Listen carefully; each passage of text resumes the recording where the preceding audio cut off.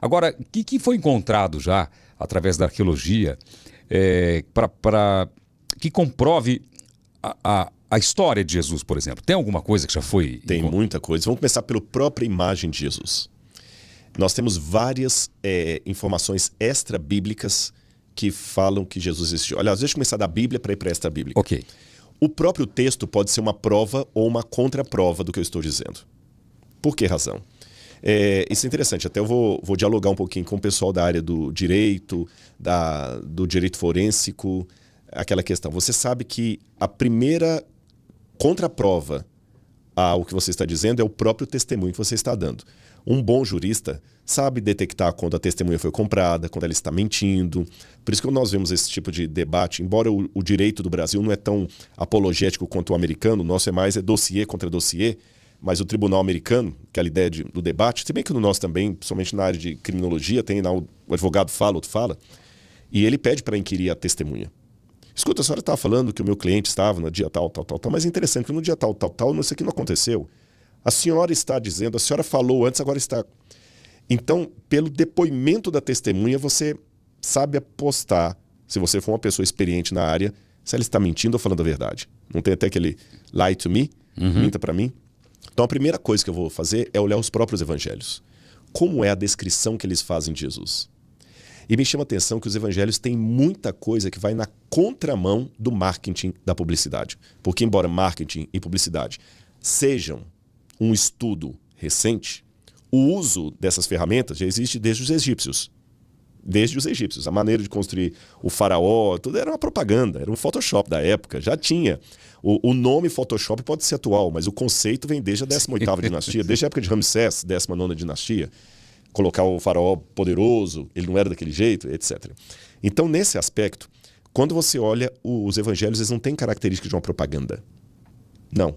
Porque eles têm, em primeiro lugar, pequenas contradições. E diferente do que muitos leigos podem imaginar, a contradição, muitas vezes, é o indício da veracidade. Porque você sabe que o ser humano, ele nunca consegue descrever algo verdadeiro da mesma forma que o outro que testemunhou o mesmo evento. Porque nós temos captações mentais diferentes.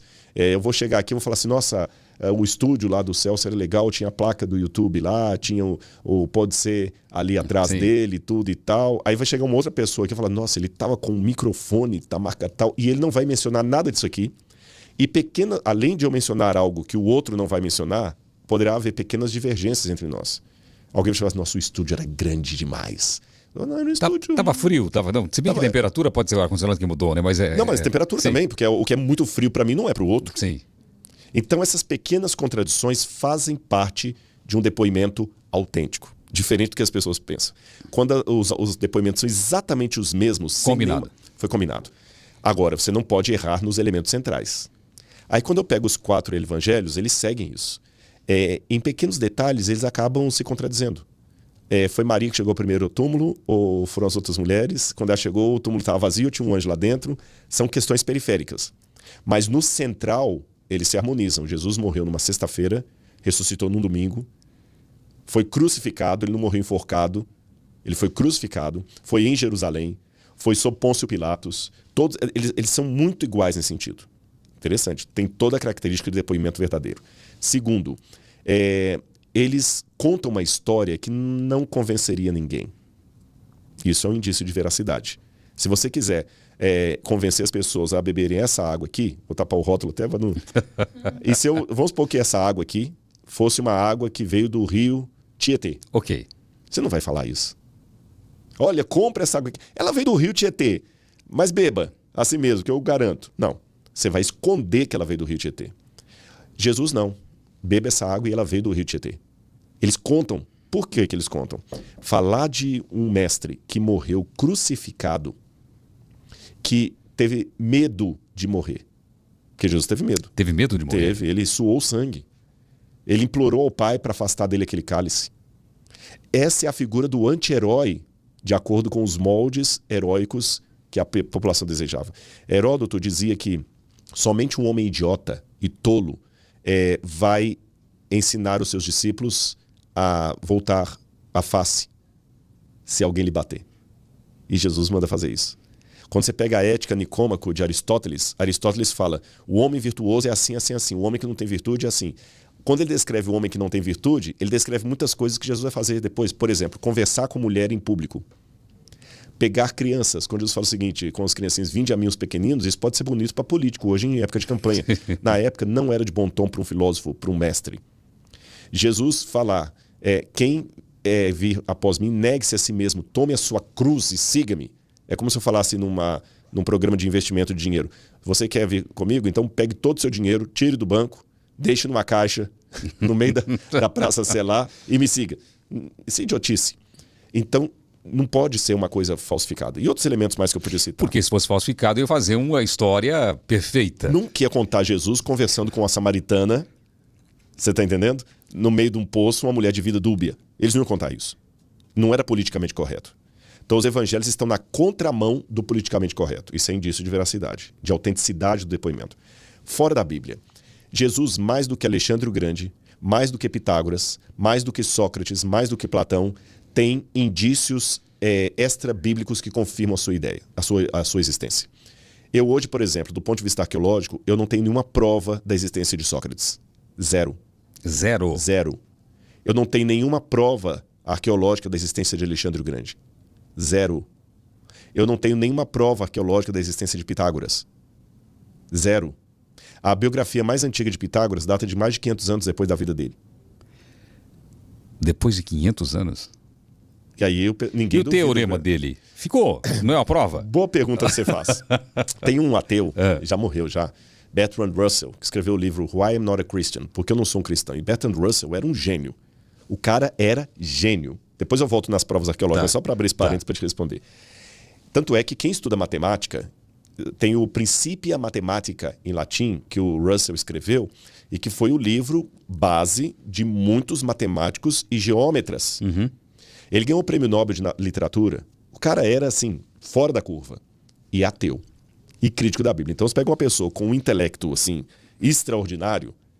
Quando ele era vivo, ele escreveu esse livro, Porque Eu Não Sou Cristão, e muitos jovens abandonaram a fé seguindo.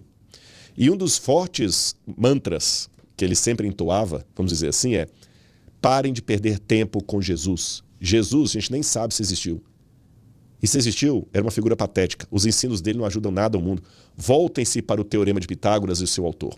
Pitágoras, sim, era o homem que todos nós deveríamos honrar. Foi o homem mais inteligente que passou por essa terra, dizia Russell. Pitágoras é o verdadeiro fundador da matemática e da ciência. Se o mundo abandonasse Jesus e cultuasse Pitágoras, estaríamos muito mais evoluídos do que estamos. Isto dito por alguém com todo esse know-how acadêmico, imagina os jovens. Sim. E comparando Russell com aquele pregador da igreja do interior, quem ganhava intelectualmente? Russell. Só que o curioso é que, como eu falei, a prova arqueológica de Pitágoras, a biografia dele é 500 anos depois da morte dele. Uhum. Os historiadores não têm nem certeza se Pitágoras existiu. O teorema que é dito de Pitágoras já foi usado pelos egípcios para fazer pirâmides cerca de 1.800 anos antes de Cristo. Não, 2.500 anos antes de Cristo. Pitágoras, se existiu, estaria no 6º século. Eu estou falando 2.100 anos antes, já tinha as pirâmides do Egito usando o mesmo teorema. Então, não sei se é ele mesmo que fundou. E mesmo essas biografias mais antigas dele, que datam de 5 séculos depois da sua morte, o descrevem da maneira mais patética. Pitágoras era um sujeito, apenas um líder de uma seita que praticava o vegetarianismo não por questão de saúde, porque ele odiava comer legume e não recomendava ninguém comer legumes, mas pregava o vegetarianismo porque ele acreditava na transmigração de almas, que uma alma sai de um corpo e entra no outro. Então ele achava que você podia morrer e reencarnar ou entrar. Não era bem reencarnação, era uma transmigração. Uhum. Você entra para o corpo de um boi e se eu comer o boi, estou praticando antropofagia. Eu posso estar comendo um ancestral meu, um parente meu. Tem até uma história dessas aí que uma vez uma mulher estava batendo num cachorro na rua e ele tirou o cachorro e defendeu o cachorro e falou com a mulher para não bater porque ele escutou nos gritos do cachorro a voz de um amigo que tinha falecido. Ele tinha uma idolatria, um lado místico dos números. Então, esse é o verdadeiro Pitágoras. Agora vamos falar de Jesus, que Bertrand Russell eliminou. Olha quanta coisa Jesus deixou aí de marco. para a sociedade. E não somente isso. Enquanto a biografia mais recente de Pitágoras é séculos depois dele, as biografias mais antigas de Jesus datam de apenas algumas décadas depois da morte dele. São os evangelhos. E os manuscritos que nós temos desses evangelhos datam do 2º século em diante. Menos de 50 anos depois. Fora dos evangelhos, eu tenho Jesus mencionado por Tácito, Suetônio, eu tenho Jesus mencionado por Flávio Josefo, sabe? Serapion, que também menciona Jesus, e são todos que não eram cristãos, nenhum desses eram cristãos. Ok. E mencionam. Enquanto o Pitágoras, eu não tenho ninguém contemporâneo falando dele, de Jesus eu tenho 4 fontes aqui. O Talmud, que provavelmente fale de Jesus também. Então Jesus tem muito mais provas arqueológicas sobre ele do que outros. E tem não chega a chamar de prova, porque é um elemento meio contestável, então vou colocá-lo aqui apenas para ilustrar. Sim. Que é o famoso ossuário de Tiago, caixão de Tiago, irmão de Jesus. Não sei se você ouviu dessa dessa eu não treta. sabia. Tiago, irmão de Jesus. Porque Jesus tinha um irmão chamado Tiago. Uhum. E Daniel Olam, acho que o Daniel Olam é um colecionador, melhor dizendo, de antiguidades de Israel. Ele tinha um ossuário na casa dele. O ossuário era uma caixa de pedra, onde a pessoa, quando morria, colocava os ossos dela ali dentro. E escrevia o nome. Então, ali estava escrito em aramaico, Tiago, filho de José, irmão de Jesus. Não, acho que estava escrito em hebraico, perdão. Tiago, filho de José, irmão de Jesus. E quando isso foi decifrado, ficou estranho, porque o normal era dizer fulano, filho de Beltrano. Você nunca colocava de quem seria irmão. Será, então, que não era o irmão de Jesus? Uma prova arqueológica? Só que esse ossuário deu tanto rebu em Israel, tanto rebu, porque é uma prova arqueológica de Jesus, assim, na mídia, na academia também tem, sabe? E um grupo de acadêmicos... Porque lá para os visitantes e turistas de outros países que vão lá visitar, Jesus, ok. Jesus viveu aqui. Mas para o judeu, não. E eu sei que alguns acadêmicos diziam, não, isso aqui é falso, é verdadeiro, é falso, é verdadeiro. E no final das contas a coisa foi para um juiz avaliar. E o juiz tinha formação em arqueologia, ele tinha um doutorado em arqueologia, depois ele foi fazer direito. Aí o juiz falou assim, olha, do ponto de vista arqueológico que eu conheço, não há nada que vocês tenham mostrado que é contra a autenticidade dessa escrita. Portanto, do ponto de vista jurídico, esse caso está encerrado, vocês não podem mais acusar o Daniel Olam de falsificador de antiguidades. Aí o pessoal... ficou chateado. O juiz não afirmou que era verdadeiro. Ele apenas disse que o que eles estavam argumentando que era falso, não era falso. Não era argumento. Só que aí eles pegaram e deram um golpe jurídico nele. Ele levou esse ossuário para exposição no Canadá e nos Estados Unidos.